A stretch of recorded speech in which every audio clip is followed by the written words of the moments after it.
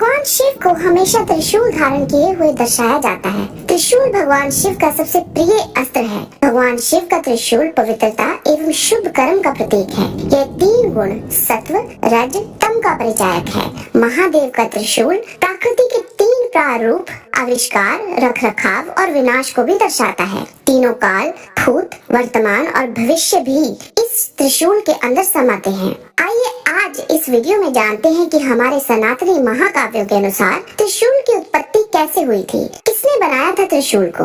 आप सबको हमारा नमस्ते। शिव पुराण के अनुसार भगवान शिव स्वयंभू हैं। वे सदा शिव के प्रत्यक्ष अवतार हैं और त्रिशूल उनके साथ आरंभ से ही था। विष्णु पुराण में त्रिशूल के निर्माण का उल्लेख हमें विस्तार से मिलता है। विष्णु पुराण के अनुसार विश्वकर्मा जी की बेटी सरन्यु का विवाह सूर्य देव से हुआ था, लेकिन कुछ समय उपरांत ही सरन्यु सूर्य देव की असहनीय गर्मी और उनके द्वारा उत्सर्जित अत्यधिक चमक सरन्यु के लिए सहन करना कठिन हो गया था और वह अपने वैवाहिक जीवन से संतुष्ट नहीं थी। इस समस्या के समाधान के लिए वे अपने पिता विश्वकर्मा के पास पहुंची। विश्वकर्मा जी ने सूर्य देव को ये समस्या बताई और इसके निवारण के लिए एक उपाय भी सुझाया। विश्वकर्मा जी ने एक यंत्र का निर्माण किया और सूर्य देव को निर्देश दिया कि वह उस यंत्र पर अपनी अतिरिक्त विकिरण का उत्सर्जन करें। उस यंत्र ने जल्द ही सूर्य देव की ऊर्जा को सोखना आरंभ कर दिया और सूर्य की ऊष्मा को इकाई के 8वें भाग से भी कहीं कम कर दिया, जिसके परिणाम स्वरूप उस यंत्र में एक सामग्री उत्पन्न हो गई।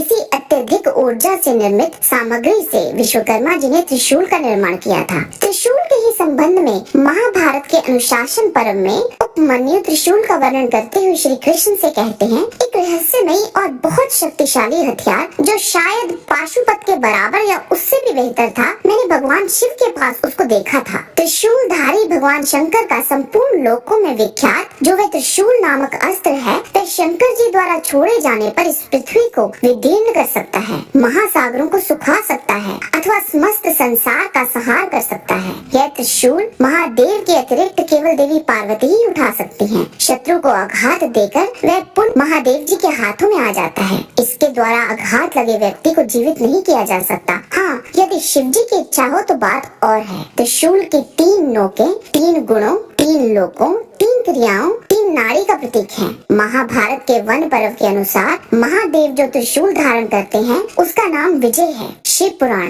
रुद्र संहिता युद्ध खंड में जब भगवान शिव शंखचूड़ का वध करते हैं तो वहाँ भी उनके त्रिशूल का नाम विजय ही बताया गया है। त्रिशूल को हमेशा भगवान शिव अपने दाहिने हाथ में धारण करते हैं। त्रिशूल के 3 नोक 3 शक्तियों की अभिव्यक्ति का प्रतिनिधित्व करते हैं, अर्थात इच्छा शक्ति, ज्ञान शक्ति और क्रिया शक्ति। त्रिशूल के ऊपरी 3 भाग समानांतर रूप से भगवान शिव के 3 पहलुओं का प्रतिनिधित्व करते हैं, अर्थात परम शिव, पराशक्ति और पर बिंदु। परम शिव सर्वोच्च जागरूकता के पूर्ण रूप का प्रतिनिधित्व करता है। पराशक्ति भगवान शिव की शाश्वत असीम शक्ति का प्रतीक है। पर बिंदु भगवान शिव और शक्ति यानी कि पार्वती की एकीकृत शक्ति का प्रकटीकरण है। आज के वीडियो में बस इतना ही। जाने से पहले लाइक बटन जरूर दबा दीजिए और अगर वीडियो अच्छा लगा है तो शेयर कीजिए। आपसे फिर मिलते हैं एक नए रोचक वीडियो के साथ। तब तक के लिए आप सबको हमारी शुभकामना। नमस्कार।